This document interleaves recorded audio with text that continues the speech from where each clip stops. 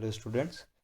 देखिए अभी तक जो हम पढ़ चुके हैं उसको एक चार्ट फॉर्म में रिवाइज कर लेते हैं थोड़ा, फिर आज का लेक्चर स्टार्ट करते हैं जिसमें आज हम कुछ आइसोथर्म्स पढ़ेंगे, कुछ क्रिटिकल टर्म्स भी पढ़ेंगे। ओके, तो आइडियल गैस से स्टार्ट किया था हमने, जिसमें हमने माना था कि volume of molecules almost zero होता है, नेग्लिजिबल होता है, अट्रैक्टिव फोर्सेस भी जीरो होते हैं। यहाँ से P V equal to N R T हमें इक्वेशन मिली थी और जी एड की वैल्यू क्या आती है, यहाँ पर 1 आती है। रियल केसेस में यही आपकी जो इक्वेशन है वो करेक्टेड वे में आती है, जिसमें प्रेशर में एक टर्म ऐड हो जाती है तो वॉल्यूम में एक टर्म माइनस हो जाती है। यहाँ पर जीरो वॉल्यूम नहीं होता है, नॉन जीरो वॉल्यूम होता है। ठीक है, ये भी पूरा एग्जैक्टली जीरो तो कभी नहीं होगा। ठीक है, नियर टू जीरो होता है, नेग्लिजिबल होता है ऑलमोस्ट। और यहाँ पर सम इंटरमोलिकुलर फोर्सेस एग्जिस्ट करते हैं, जिसमें आपके जब भी ये पॉजिटिव होता है तो जेड ग्रेटर देन 1 होता है, मतलब इंटरमोलिकुलर फोर्सेस आपका पॉजिटिव होगा। और नेगेटिव का मतलब है रिपल्सिव फोर्सेस डोमिनेट होते हैं उस केस में, तो यहाँ पर जेड क्या आएगा, लेस देन 1 आएगा इस केस के अंदर। ठीक है, तो इस तरीके से है। अच्छा, जेड जब लेस ग्रेटर देन 1 है, जेड जब ग्रेटर देन 1 है तो हमारे रिपल्सिव फोर्सेस डोमिनेट करते हैं, सॉरी। ठीक है, और जेड जब लेस देन 1 है तो अट्रैक्टिव फोर्सेस हमारे डोमिनेट करते हैं। ठीक, ये जेड के पॉजिटिव के लिए था और ये जेड के नेगेटिव के लिए था। जब रिपल्सिव फोर्सेस डोमिनेट करेंगे तो वो दूर दूर जाना चाहेंगे, उस केस में आप उसको कंप्रेस करना काफ़ी डिफिकल्ट हो जाएगा। और अट्रैक्टिव फोर्सेस जब डोमिनेट करेंगे तो वो इजी टू कंप्रेस होंगे, इजी टू लिक्विफाई भी होंगे। ओके, करेक्शन टर्म्स भी हमने देखी थी, N square upon V square, और एन बी आया था। ए आपका इंटरमोलिकुलर फोर्सेस ऑफ अट्रैक्शन को बताता है, जबकि बी आपका एक्सक्लूडेड वॉल्यूम को बताता है। क्लियर। नेक्स्ट हमें जो पढ़ना है वो आइसोथर्म कर्व है पीवी के बीच में। ये एक्चुअली आपके एक लिक्विड गैस इक्विलिब्रियम का कर्व है। ठीक है, ये इंटायर पूरा जो कर्व है वो लिक्विड गैस इक्विलिब्रियम का कर्व है, जिसमें ये वाला पार्ट जो है पूरा आपका गैस का पार्ट है। ये जो ओ पी आर आपको पॉइंट दिख रहे हैं, इसके राइट वाला पार्ट पूरा गैस का है। बीच वाला पार्ट आपके लिक्विड और वेपर के बीच में इक्विलिब्रियम को दर्शाता है, जबकि ये वाला जो पार्ट है ओ क्यू एस के लेफ्ट वाला पार्ट, ये आपका लिक्विड फेज को बताता है। क्या बताता है? लिक्विड फेज को बताता है। ठीक है, ये इक्विलिब्रियम फेज है, ये लिक्विड फेज है, और ये आपका गैसियस फेज है, जैसा कि यहाँ लिखा हुआ है। ठीक है, किसके लेफ्ट में क्या है, किसके राइट में क्या है। ओके, तो ये बीच का पार्ट आपका इक्विलिब्रियम वाला फेज है, इसलिए देखिए आप प्रेशर की वैल्यू चेंज नहीं हो रही है यहाँ पर। ठीक है, और एक ये आप जो रेड लाइन देख रहे हैं, रेड लाइन, ठीक है, ये आपके क्रिटिकल टेम्परेचर वाली लाइन है। ये तो देखिए आपके वही आपके आइडियल गैस जैसी लाइन आ गई, रेक्टेंगुलर हाइपरबोलर जैसी, है ना, आइडियल गैस जैसी।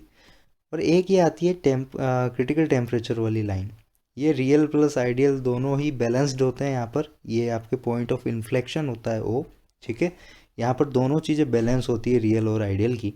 और ये जो टेम्परेचर आता है, इससे ऊपर आप जब जाते हैं टेम्परेचर में, तो आप फिर लिक्विफिकेशन नहीं कर सकते। देखिए वो आइडियली बिहेव करने लग गई है, और आइडियल गैस कभी भी लिक्विफाई नहीं हो पाती। ठीक है, तो क्रिटिकल टेम्परेचर की डेफिनेशन ही यही बन जाती है कि इसके अबव आप किसी भी गैस को लिक्विफाई नहीं कर सकते।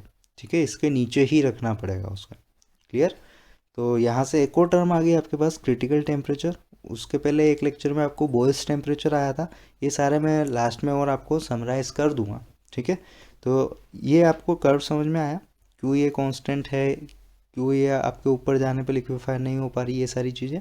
ठीक है, बात कर लेते हैं क्रिटिकल पैरामीटर्स के डेफिनेशन की।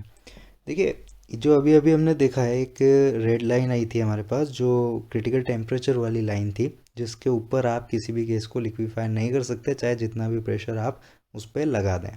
ठीक है, तो यहाँ पर क्रिटिकल टेम्परेचर को डिफाइन कर देते हैं हम, characteristic temperature above which liquefaction can not take place even by application of high pressure. ठीक है, कितना भी हाई प्रेशर लगा दें इसके ऊपर, अगर आप टेम्परेचर लेते हैं तो कोई भी गैस को आप लिक्विफाई नहीं कर सकते। ओके, नेक्स्ट क्रिटिकल वॉल्यूम की बात करें। देखिए इसी लाइन पे जो ये क्रिटिकल वॉल्यूम की पॉइंट आएगा, ठीक है, ये वही वॉल्यूम ऑक्यूपाइड है जो क्रिटिकल कंडीशन पे कोई भी गैस 1 मोल गैस ऑक्यूपाई करती है। ठीक, नेक्स्ट क्रिटिकल प्रेशर की बात करें, इसी पॉइंट पे आपका एक प्रेशर की भी टर्म आएगी, नीचे जाओगे तो वॉल्यूम की टर्म आएगी। ओके, तो ये वही आपका मिनिमम प्रेशर रिक्वायर्ड होता है जिस पे कि गैस आपके लिक्विफाई हो जाती है। ठीक है, या फिर pressure of 1 mole of the gas at the critical conditions, या सिंपल सा बोलें minimum pressure required, minimum pressure required to liquefy gas.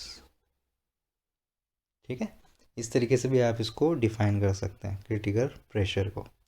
ठीक है, तीनों डेफिनेशंस क्लियर है, टीसी, वीसी एंड पीसी। अभी जेड जो हमने देखा था वो क्या था, देखिए पीवी बाय आरटी। ठीक, अगर क्रिटिकल कंडीशंस पे ले ले, ये पीसी रख दे, ये वीसी रख दे और ये टीसी रख दे, तो ये भी क्या बन जाएगा, जेड सी क्रिटिकल कंडीशन पे बन जाएगा आपका कंप्रेसिबिलिटी फैक्टर।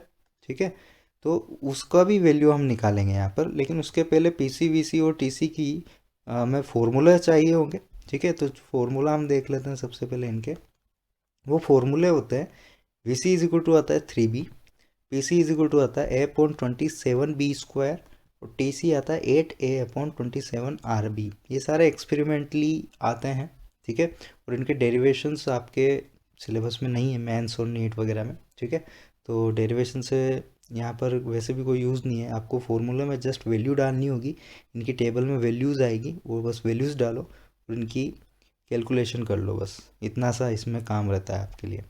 ये वही पॉइंट ऑफ इन्फ्लेक्शन है वो जिसकी मैं बात कर रहा था, जहाँ पर आपके रियल और आइडियल दोनों बैलेंस हो जाती है चीज़ें।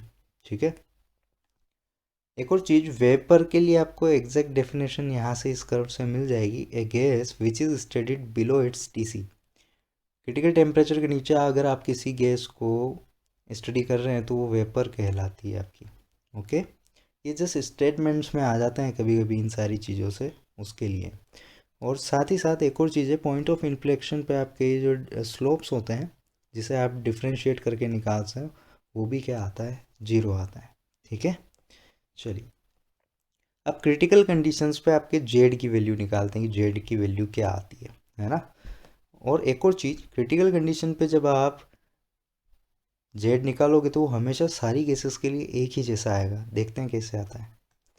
देखिए at critical condition Z C क्या हो जाएगा, P C V C upon R T C. और जैसे ही आप पी सी रखोगे, वो जो पीछे फॉर्मूला था ये वाला, ठीक है, a/27b², फिर टी सी 8a/27 और वी सी 3b, ये सारी वैल्यूज़ जब इसमें डालोगे तो कैलकुलेशन होके क्या आएगी, जेड सी की value 3/8 for all gases.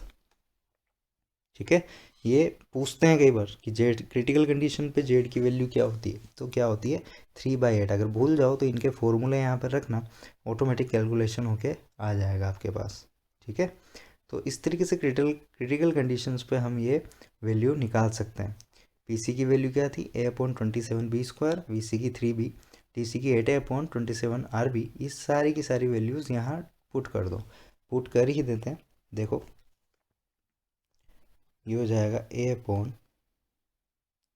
a/27b²। ठीक है, ये हो जाएगा V C is equal to आपका 3b। ठीक है, ये आपका r, और ये हो जाएगा 8a/27 ठीक है, बस जस्ट अब इसको कैलकुलेट करना है हमें। तो ये r से r यहीं पे इसको ख़त्म कर देते हैं हम। ठीक है, और क्या क्या कैंसिल हो सकता है, देखिए इसमें आपके ये इस b से एक ये b चला जाएगा। ठीक है, और फिर जो a/b बचा, वो ये वाला a/b भी कैंसिल आउट हो जाएगा पूरा इसमें। तो अब बचा क्या फिर आपके पास, देखो ध्यान से, 3/8 ही बचता है, क्योंकि ये 27 से ये 27 भी कैंसिल हो जाएगा। ठीक है, तो ये सारी चीज़ें तो कैंसिल आउट हो गई, तो बचा क्या आपके पास 3 और 8। ठीक है, तो ये 3 और 8 3/8 हो जाता है आपका इस तरीके से। क्लियर, कुछ और डेफिनेशंस आती है, जैसा कि मैंने कहा था आपको कि मैं लास्ट में इसको समराइज़ कर दूंगा, तो वही आपके लिए लगाई है।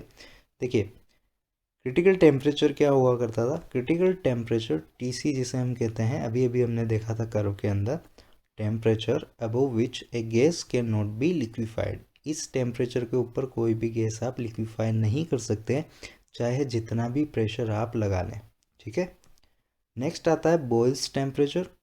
देखिए बॉयल्स टेम्परेचर वो टेम्परेचर होता है जहाँ पर कोई भी गैस हो आपके, वो आइडियल गैस की तरह बिहेव करने लगती है।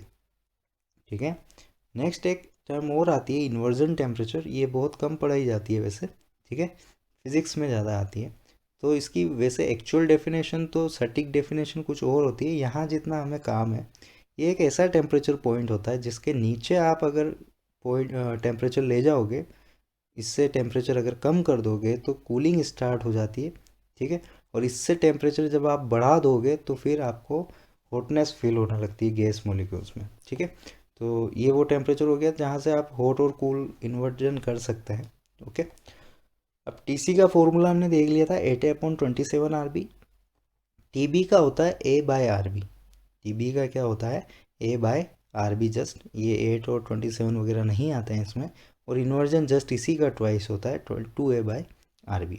तो एक तरह से अगर इनमें रिलेशन अगर हम निकालें तो क्या हो जाएगा हमारे पास, सी सबसे छोटा है, फिर बी, फिर आई हो गया, ठीक है। तो सी बी आई से याद रख सकते हैं आप, सी बी आई देखिए रिलेशन इस तरीके से आता है हमारा इंक्रीजिंग ऑर्डर में, सी बी आई से याद रख लीजिएगा इसे वो, ओके। तो ये 3 तरह की हमारे टर्म्स और हो गई इसके अंदर। कुछ न्यूमेरिकल्स कर लेते हैं जो हमने ये ए और बी पैरामीटर्स देखे हैं इनके ऊपर। देखिए क्वेश्चंस क्या कह रहा है, 2 van der Waal gases have same value of B, B तो सेम कर दिया चलिए, but different A values, A की वैल्यूज डिफरेंट डिफरेंट है। Which of this would occupy greater volume under identical conditions, इनमें से कौन ज़्यादा वॉल्यूम ऑक्यूपाई करेगा, ठीक है, अंडर आइडेंटिकल इक्वेशन। देखिए अगर बी की वैल्यू अलग अलग होती तो वहाँ से हम देख लेते वॉल्यूम ऑक्यूपाई तो किसका ज़्यादा होगा, लेकिन यहाँ बी की वैल्यू सेम कर दी और ए की वैल्यूज़ अलग अलग करी है। तो देखिए होता क्या है, ए की वैल्यू जब ज़्यादा होती है तो IMF मतलब इंटरमोलिकुलर अट्रैक्शन फोर्सेस बढ़ जाते हैं आपके, मतलब पास पास आएंगे तो वॉल्यूम क्या हो जाएगा, कम हो जाएगा। और ए की वैल्यू जब कम होगी तो इंटरमोलिकुलर अट्रैक्शन फोर्सेस भी कम होंगे, तो दूर दूर रहेंगे वॉल्यूम आपका बढ़ जाएगा, दूर दूर मॉलिक्यूल्स रहेंगे तो वॉल्यूम आपका बढ़ जाएगा। तो क्या पूछा है क्वेश्चन ने, विच of this would occupy greater volume, ठीक है। तो ग्रेटर वॉल्यूम कौन ऑक्यूपाई करेगा, जिसमें आपके ए की वैल्यू कम होगी, ठीक है। इस तरीके से ये क्वेश्चंस किए जाते हैं। इसका एग्जैक्ट सॉल्यूशन भी आप देख लियो। If two gases have same value of B but different values of A, then the gas having a larger value of A will occupy lesser volume. This is because the gas with the larger value of A will have larger force of attraction and hence lesser distance between its molecules. वही चीज़ है जो आपको short में यहाँ बताया है कि A की वैल्यू ज़्यादा है तो अट्रैक्शन फोर्सेस ज़्यादा, वॉल्यूम कम, और A की वैल्यू कम तो अट्रैक्शन फोर्सेस कम, मतलब दूर दूर फैलेंगे तो वॉल्यूम बढ़ जाएगा, ठीक है। समझ में आया। तो इस तरीके से जो कुछ आपने पढ़ा होता है वो अप्लाई करवाते हैं बस ये जेई नीट वगैरह में, यही डिफरेंस है बस इसमें और बोर्ड एग्ज़ाम में, ठीक है। बोर्ड एग्ज़ाम में सीधा सीधा पूछेंगे कि ए का सिग्निफिकेंस क्या है, कि ये अट्रैक्शन फोर्सेस बताता है, ठीक है। और ए की वैल्यू ज़्यादा होती है तो लिक्विफिकेशन आसान होता है, इतना तक पूछेंगे, लेकिन यहाँ ऐसे घुमा के पूछते हैं आपसे, ठीक है। चलिए और देखते हैं इसमें एक और न्यूमेरिकल। देखिए ए और बी की कुछ वैल्यूज़ दी गई है आपको क्वेश्चन में, टेबल में, अलग अलग 3 गैसेस के लिए ए बी सी, ठीक। अब पूछा क्या है, हाईएस्ट क्रिटिकल टेम्परेचर किसका होगा ए बी सी में से, द लार्जेस्ट मोलिकुलर वॉल्यूम किसका होगा ए बी सी में से, और most ideal behaviour around S T P किसका होगा, ठीक। अब देखिए एस टी पी आ गया है तो मोस्ट आइडियल बिहेवियर उसका होगा जो 273 केल्विन के आसपास होगा, ठीक है। The largest volume molecular volume किसका ज़्यादा होगा, जो जिसकी 3B की वैल्यू सबसे ज़्यादा आएगी, क्योंकि यही तो मोलिकुलर वॉल्यूम होता था जो हमें माइनस करना होता था कंटेनर में से, ध्यान है ये वाला डायग्राम, ठीक है। इसी को तो हमने एन बी लिया था, ठीक है, ओके। और highest critical temperature, highest critical temperature, highest critical temperature मतलब क्रिटिकल टेम्परेचर टीसी, टीसी की वैल्यू फॉर्मूला क्या होता है 8A/27 RB, 8A/27 RB, यानी हाईएस्ट क्रिटिकल टेम्परेचर कहाँ आएगा, जहाँ पर A/B की वैल्यू सबसे ज़्यादा आएगी, क्योंकि ये तो बाकी सारे तो कांस्टेंट है, A/B की वैल्यू जहाँ हमें ज़्यादा मिलेगी वहाँ हाईएस्ट क्रिटिकल टेम्परेचर मिलेगा। तो समझ में आया क्वेश्चन क्या पूछ रहा है और कैसे हम अप्रोच करने वाले हैं इसके ऊपर, ठीक है। चलिए इसको कैलकुलेट कर लेते हैं। ये देखिए टी सी अपना 8A/27 27 RP है, जिसमें R आपका कांस्टेंट होता है। तो ये overall constant A by B की वैल्यू हमें निकालनी होगी इस केस में। तो A बाई बी की वैल्यू हमने अलग अलग यहाँ पर कैलकुलेट कर ली है, A by B and A by B. तो यहाँ पे ये वैल्यूज़ आ गई हमारे पास। और जो मोलिकुलर वॉल्यूम की बात होती है VC is equal to 3B, ठीक है। तो वहाँ पर 3B की वैल्यू देखी जाएगी, है ना। एक तरह से देखा जाए तो B की वैल्यू जिसकी ज़्यादा, सिंपल सा, ठीक है। B की वैल्यू जिसमें ज़्यादा, उसका आपके जो वॉल्यूम है वो भी ज़्यादा, मोलर वॉल्यूम, VM जिसे हम कहते हैं। If the critical temperature is close to 273 kelvin, gas will behave ideally. अब इसमें देखिए आपके क्रिटिकल टेम्परेचर जो है किसका 273 के सबसे पास है, ठीक है, वो आपका आइडियली बिहेव करने लायक होगा थोड़ा बहुत, ठीक। तो एक एक करके हम क्वेश्चंस का जवाब दे देते हैं इसमें। कि सबसे पहले तो हमसे पूछा था हाईएस्ट क्रिटिकल टेम्परेचर किसका होगा। हाईएस्ट क्रिटिकल टेम्परेचर आपको सीधा दिख रहा है कैलकुलेट करने पर, बी का है, ठीक है, हाईएस्ट TC।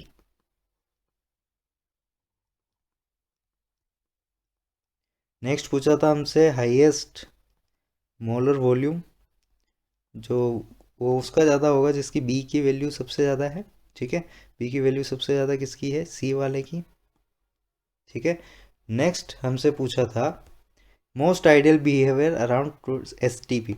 तो 273 केल्विन के आसपास सबसे बढ़िया कौन है, तो ए वाला है, देखिए बाकी सारे काफ़ी दूर है उससे, ठीक है। तो आइडियल बिहेवियर शो करेगा ए, क्लियर। तो इस तरीके से ये क्वेश्चंस किए जाते हैं।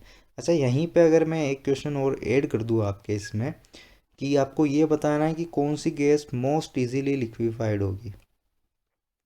मोस्ट इजीली लिक्विफाई कौन सी गैस होगी, तो वो कैसे देखोगे, जिसकी ए की वैल्यू सबसे ज़्यादा होगी। ए की वैल्यू सबसे ज़्यादा किसकी है, देखिए बी की सबसे ज़्यादा है, ठीक है, 4 डिजिट में है। तो यहाँ पर आंसर हो जाएगा हमारा B will be most easily liquefied, ठीक है। और सबसे डिफ़िकल्ट कौन होगा लिक्विफाई करना, जिसकी ए की वैल्यू सबसे कम है। इसमें इंटरमोलिकुलर अट्रैक्शन फोर्सेस सबसे कम होंगे, ठीक है। तो इसका लिक्विफिकेशन भी डिफ़िकल्ट हो जाएगा। तो ए वाला डिफ़िकल्ट, बी वाला मोस्ट इजीली लिक्विफाई, क्लियर। तो इस तरीके से इनकी वैल्यूज़ का यूज़ कर करके आपको बहुत सारी चीज़ें पूछी जा सकती है, क्लियर। तो हम और भी क्वेश्चन प्रैक्टिस करेंगे अगले लेक्चर के अंदर, जिससे कि आपको न्यूमेरिकल करने की प्रैक्टिस हो जाए और आप शीट इजीली अटेम्प्ट कर पाएँ, ठीक है। और शीट के लिए मैं बता देता हूँ आपको, एक्सरसाइज 1 का MCQ वाला पार्ट अटेम्प्ट करें, ठीक है, अच्छे से अटेम्प्ट करें उसे। और उसमें भी एक्सेप्ट ये वाला सेक्शन अभी नहीं करना है आपको, ठीक है। ये सेक्शन दिया गया है उसमें, इसके अलावा आपको ये अटेम्प्ट कर लेना है फ़िलहाल के लिए, ठीक है। और फिर इसके बाद अगर जिसकी और इच्छा हो प्रैक्टिस करने की, तो उसके लिए भी ढेर सारे क्वेश्चंस उसमें अवेलेबल हैं, ठीक है। लेकिन एटलीस्ट ये वाला पार्ट ज़रूर अटेम्प्ट करें, ओके। कोई भी डाउट आए पूछिए। फॉर्मूले के शॉर्ट नोट्स बनाइए, इसमें आपका एक और वर्क है, शॉर्ट नोट्स प्रिपेयर करें, जिससे कि सारे फॉर्मूले एक जगह हो और आपका जब टेस्ट हो तो आप जस्ट उनको फॉर्मूले को देख के चले जाएं और उसमें वैल्यू डालना आपको आनी चाहिए। फॉर्मूले में भी ध्यान रखिए यूनिट का, ठीक है। फॉर्मूले जब होते हैं आपके, ठीक है, तो उसमें आपको वैल्यूज़ डालते वक्त यूनिट का खास ध्यान रखना है, ठीक है। केयरफुल रहें इसके बारे में यूनिट के लिए, ठीक है। ये मेन चीज़ है। और टेम्परेचर ज़्यादातर इस जो भी फार्मूले हैं वो किस में है, आपके केल्विन में है। ख़ास तौर पे ये ATM वगैरह और इनका ध्यान रखें, प्रेशर में कहाँ बार दिया हुआ है, कहाँ ATM दिया हुआ है, बस वहीं पे उलझोगे आप इसमें। या तो लैंग्वेज में फंसोगे, ज़्यादा घुमा के दे दिया तो पता नहीं लगेगा कि फार्मूला कौन सा लगाना है, भले सारे याद हों। तो बस वही उसी की प्रैक्टिस हमें करनी होती है, इसीलिए कह रहा हूँ कि ये अच्छे क्वेश्चंस हैं। मैं चाहता तो बिल्कुल हलवा क्वेश्चन जो होते हैं NCERT लेवल के वो देके तुम्हें खुश कर देता, लेकिन मतलब नहीं है। अच्छे क्वेश्चन करो तो अच्छी प्रैक्टिस होगी, ठीक है। कभी पेपर टफ भी आ जाएगा तो भी कर जाओगे, यहाँ अटकोगे कोई दिक्कत नहीं है, पेपर में नहीं फंसोगे। अगर टफ क्वेश्चन करोगे, थोड़े अच्छे लेवल के क्वेश्चन करोगे तो। क्लियर? चलिए, थैंक यू।